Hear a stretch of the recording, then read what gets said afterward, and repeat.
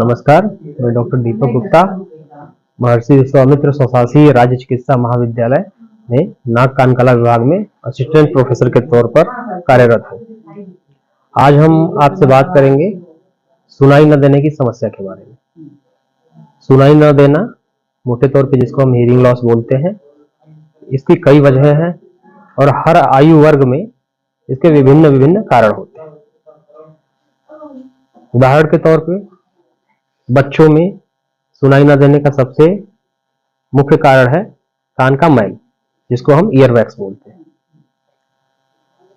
जब बात करें बड़ों की, तो एक मुख्य वजह होती है कान का इन्फेक्शन होना, जिसके वजह से कई बार कान के पर्दे में छेद हो जाता है, जिसको आम बोलचाल की भाषा में हम लोग कान के पर्दे का फटना या न होना बोलते हैं, और मेडिकल तौर पे जिसको ओटाइटिस मीडिया बोला जाता है। वहीं सुनाई न देने की समस्या जब हम वृद्धावस्था की तरफ बढ़ते हैं तो इसके कारण बदल जाते हैं। उस समय मुख्यतः ये सुनाई की नसों की कमजोरी के कारण होता है। तो हर आयु वर्ग में कान से सुनाई न देने की समस्या अलग अलग कारणों से होती है, और जैसा कारण वैसा ही निवारण। अगर बच्चों की बात करें तो बच्चों में बहुत कॉमन प्रॉब्लम है कान में मैल का जमना या वैक्स हो जाना। ज्यादातर लोगों में वैक्स बनना एक नेचुरल प्रक्रिया है, जिसमें वैक्स बनता है और अपने आप निकलता रहता है। ये अपना हमारे शरीर का अपना मैकेनिज्म है। लेकिन जब किसी कारणवश कुछ लोगों में कान का मैल जमा होके पूरे कान की नली को ब्लॉक कर देता है, उस समय सुनने में अवरोध हो जाता है।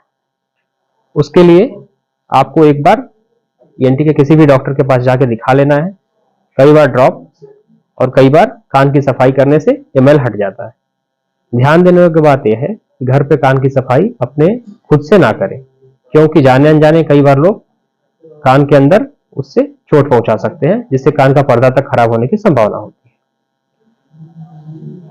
है। ओटाइटिस मीडिया, जो कान में आमतौर पे इन्फेक्शन होना, ये सब बातें पब्लिक लैंग्वेज में जैसे हम बोलते हैं, इसका मुख्य वजह है किन्हीं कारणोंवश कान के पर्दे में छेद हो जाना। कान के पर्दे में छेद होने के कारण जब भी आपको सर्दी जुकाम होगा, आपका कान भारी होगा, कान से पानी या पस की समस्या हो सकती है। ऐसी स्थिति में पहले डॉक्टर की सलाह से दवाएं लें। दवा लेने के बाद जो भी दिक्कत है उसके अनुसार आपका उपचार कभी दवाओं से तो कभी सर्जरी की सहायता से किया जा सकता है।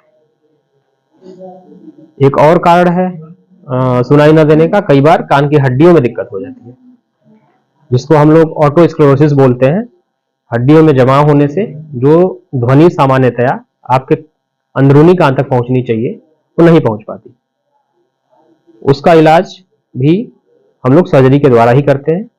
उससे पहले आपको कुछ तयशुदा जांचों से गुजरना पड़ता है। वृद्धावस्था की बात करें तो सुनाई की नसों में कमजोरी एक उम्र से जुड़ा हुआ प्रक्रिया है।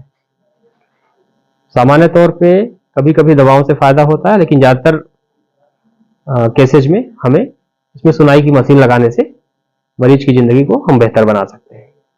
सुनाई देना क्यों जरूरी है?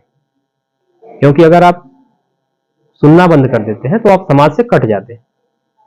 क्या हो रहा है आसपास, आप बहुत हद तक अनजान बने रहते हैं चीजों से, जो अवसाद को भी जन्म दे सकता है, आपकी लाइफस्टाइल को खराब कर सकता है, आपको डिप्रेस कर सकता है। इसलिए कान की समस्या, कान से सुनाई न देने को नजरअंदाज नहीं करना चाहिए और समय रहते इसका इलाज कराना चाहिए। कान, नाक, गला, ये तीनों चीजें आपस में जुड़ी हुई हैं। एक के खराब होने से दूसरे में उसका कुछ असर आने की संभावना रहती है। ऐसा नहीं कि कान से सुनाई न देने की समस्या केवल कान से ही जुड़ी हो, कई बार ये आपके नाक से और गले से भी जुड़ी हो सकती है। इसलिए जरूरी है कि एक बार आप नाक कान गला विशेषज्ञ से मिलें और कारणों का पता करें। धन्यवाद।